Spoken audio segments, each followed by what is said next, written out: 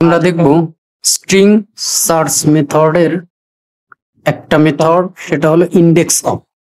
এর মাধ্যমে আমরা কিভাবে নির্দিষ্ট স্ট্রিং খুঁজে বের করতে পারি। যেমন লাভ নামে আমরা একটা ভেরিয়েবল ডিক্লেয়ার করেছি, আই লাভ বাংলাদেশ, একটা টেক্সট লিখেছি, স্ট্রিং টেক্সট। এর মধ্যে console.log লিখলাম, আমরা কি করব, লাভ ডট ইন্ডেক্স অফ।